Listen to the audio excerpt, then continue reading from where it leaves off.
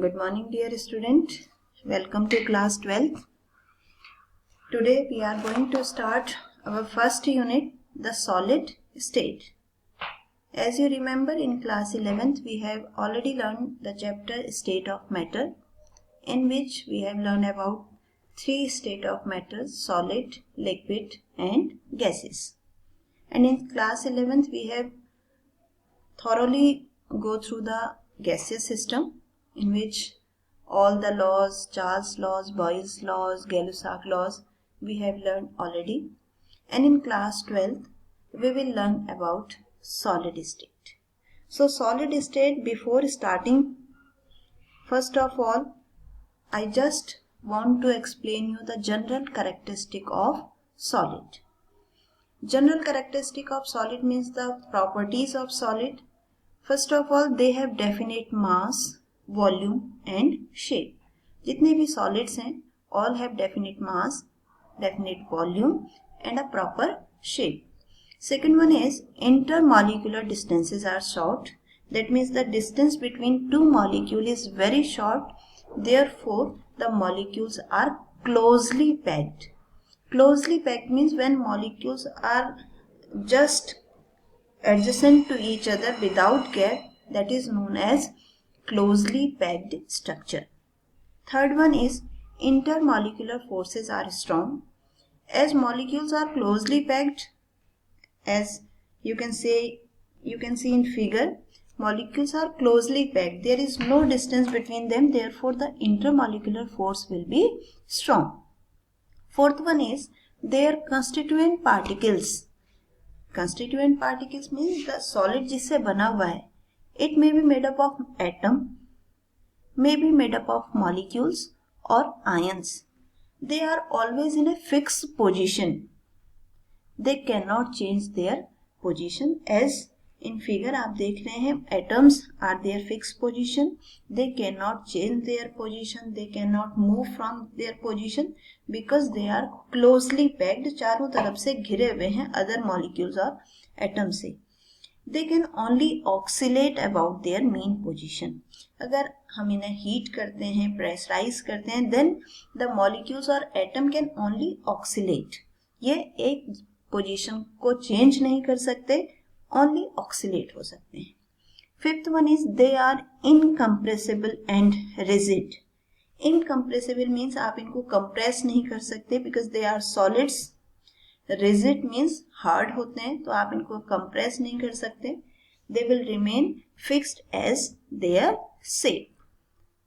On the basis of their characteristics, solids can be classified as crystalline or amorphous on the basis of nature of order present in the arrangement of their constituent particles. Means ये जो particles आपने last figure में आपने देखे हैं, जो atoms, molecule जो आपने देखे हैं, इनका अरेंजमेंट किसी भी पर्टिकुलर सॉलिड में किस तरीके का अरेंजमेंट है, that on the basis of that arrangement solids are classified as crystalline or amorphous. So first of all we will study about crystalline solid. A crystalline solid usually consists of large number of small crystals, each of them having a definite characteristic geometrical shape. Generally जो crystalline solid है, छोटे छोटे से crystal, छोटे छोटे atoms के composition से मिलता है, and they have a definite shape. In a crystal, if the arrangement of constituent particle is ordered means in a regular pattern. If the molecules, if the atoms are arranged in a regular pattern, then arrangement, on the basis of that arrangement, the solids are known as crystalline solid. देखिए figure में देख करके हम इसको अच्छी तरीके से समझ सकते हैं कि ये देखिए, ये आपको जो फिगर दिखाया है, रेगुलर पैटर्न मीन्स एक लेयर आपकी, एक एटम्स की बिल्कुल रेगुलर वही रिपीट हो रही है layer bar bar. that type of crystal is known as crystalline solid. और amorphous होता है, amorphous consist of irregular shape.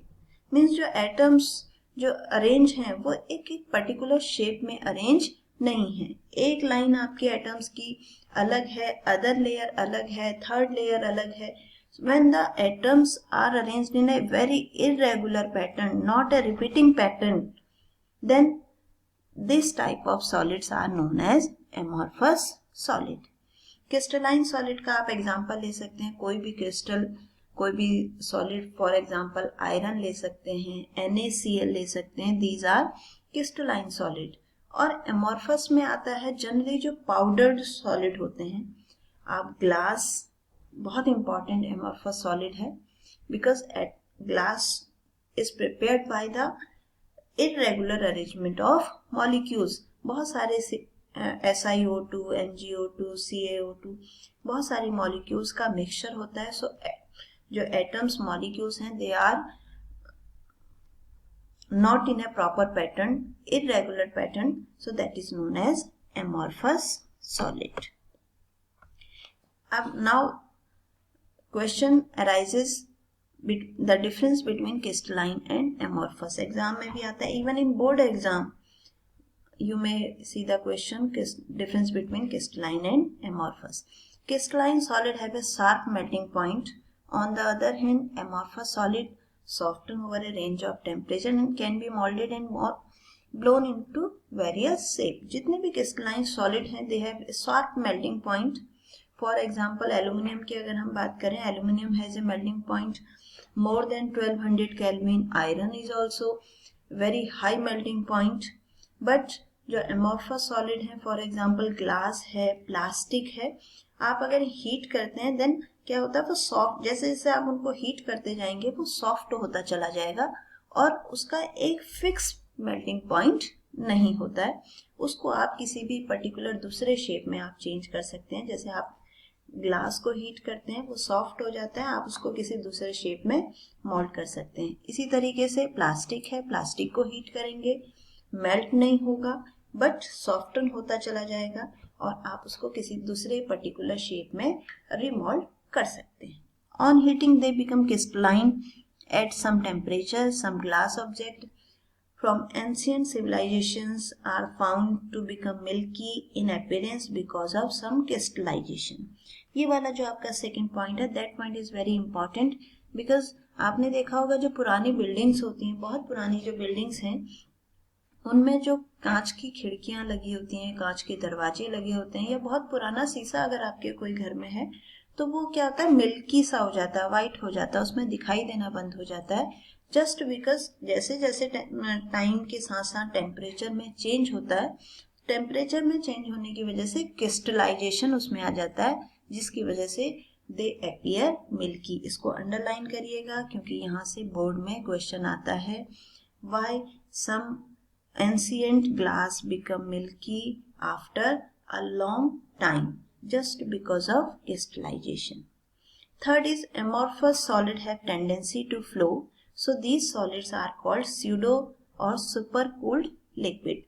Amorphous solids जितने भी हैं generally they have tendency to flow. जब आप उन्हें हीट करते हैं तो वो फ्लो करते हैं, मीन्स वो फ्लूइड हो जाते हैं. so therefore these amorphous solid are known as pseudo solid. Pseudo means होता है false.